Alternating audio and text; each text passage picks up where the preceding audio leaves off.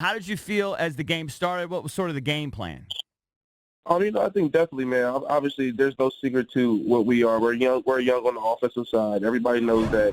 Right. I think we just came out and got, we did the things that we needed to do. We ran the ball effectively enough to play action them. Yep. And like I said, Case got the ball out of his hands quick and fast. And we know what the Eagles are. They have a great front seven, and when you can move the chains, man, it allows them not to be able to pull their ears back and just rush the passers all the time. So I think it was a good first half, man. We had a lot of mix of runs and pass. Yeah, but I was a little surprised. I mean, obviously, I get it. There's no Trent there on the left side, but I think by my count, and I'm just a dummy sitting there watching on the couch, I thought the first 6 or 7 runs were all to the right side. I thought eventually they'd pick up on that, but what was kind of the thinking there? Then you started going to the left side, and then I think we started to have a little bit more issue. What was sort of the thinking on sort of the distribution, running right, running left, that kind of thing? Well, obviously, when you got a all-pro guard right there, Brandon Sheriff's blocking Fletcher Cox, man, obviously that's a great matchup. We believe, we know where Fletcher Cox is going to line up, and we believe Brandon, being the best offensive guard in the NFL, has a task where he can handle. So, we're able to do things to our side, and, it's not that we don't trust the left side. We're still growing. We're still growing as an offense. So, obviously, this was Geis's first full action, and we got some things to clean up. But I think, as we started off in the game, that we had some great play calls, and we were able to get the ball down the field. I'm going to put you on the spot a little bit on your first appearance here on the Junks. Talk to me. Would Adrian Peterson have helped you guys yesterday? Obviously, man, anytime you got a Hall of Fame guy that doesn't dress, man, it's a slap in the face. The older guys on the offensive line, and to speak up and say, hey, we need him. Obviously, you don't put a Hall of Fame guy like that on the sideline, and when he's when he's healthy as well. So I think he brings a lot to the game. I think he brings a lot to our team. But to have that guy, just stand on the sideline is just it doesn't sit well through guys on the team or the NFL. So I think that's something that we need to correct, man, because he's a hell of a football player. Will you be surprised if he's inactive again this week against Dallas? I will be very surprised. Okay. Will you say something to the coaches? Yes. Did you say anything to the coaches when you learned he was inactive yesterday? No, I didn't, man. Obviously, I talked to Adrian about it, and obviously, he's a guy that's he's selfless, man. He doesn't.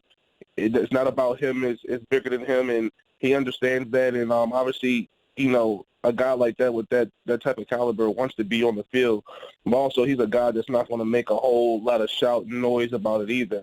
But obviously, with guys coming off the injury and him having his first action, a lot of us felt like, Adrian should have been out there just to, even if it was just a spare guys, because obviously Chris Thompson is not a guy that you want to give the ball to in the A gap and the B gaps when you got, their big heavy guys sitting in there. Chris Thompson is good at opening space, and that's what he does well. And so we just got to figure out what's going on. And, I know I'm not the only person that feels that way, but we got to correct some things. I actually left that game feeling optimistic. How did you leave that game yesterday? Oh, man, I think we came out and we did the things that we were supposed to do, man. We played a perfect half. I mean, you can't play any better football in that first half. And I think some things that showed up was, us being young. Obviously we don't have a lot of veteran guys on our offense or, on our offense at all. And, when you look at the Eagles, man, all they have is veteran seasoned guys. So, we have to find ways to, transition that first half into that second half and play 4 quarters. And I know that's something we've talked about over the years now, but this is probably one of the most explosive teams I've been a part of. Just in the pieces and the receivers, the running backs, just the offensive line and stuff like that, man. Like, I think we did a great job of bringing guys in, and I think we just have to make that transition to make sure that the things that we do well, we continue doing well. What were the players saying in the locker room after the game before the media got in there? What were their takeaways?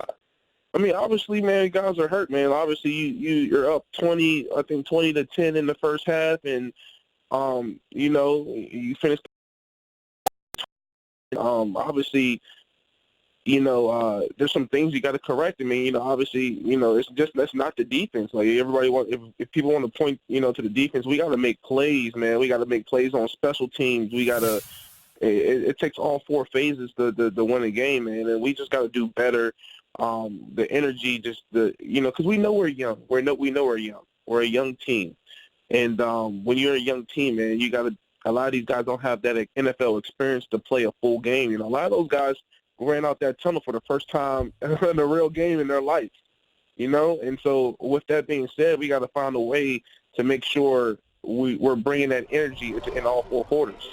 All right, two quick things. First of all, I just want to ask, what was Jay's demeanor like in the locker room? I don't know what he's like in the locker room. After a loss like that, is he pissed off or is he trying to be encouraging? And then secondly, this is your debut here. Let's make some news. I know you're texting Trent. I know you are. There's a 100% chance. We need to know what's the latest. We're hearing rumblings that he could show up this week. Would you buy stock in that? I would say 50-50. Obviously our relationship is more than out of the facility and outside of football. But he's doing well. I know one thing, he's in the best shape he's ever been, he's told me. So when he does get the call and when he does come back, man, he'll be ready to roll. But obviously you can't replace a guy in that caliber of what he brings to the team. And obviously, at the end of the day, man, he's his own business, man. Everybody looks at us as players in NFL players, but at the end of the day, this guy, he's his own business. His body is his business, man. Without him taking care of his body, he wouldn't be able to do what he does. In the last 9-10 years, he's been in the league. So, what was Jay like? What was Jay like in the locker room afterwards? Jay, he's upbeat, man. Obviously, he's upset because we lost the game, but at the end of the day, man, he said there's a lot of good things that we did, and we just got to take it. We got to take it moving forward. And obviously, we got some guys that are a little beat up. We got to get them healthy, but we're moving on, man, because it doesn't get any easier. We got Dallas this week, and then we got freaking a Monday night game against the Bears. So it's not getting any easier.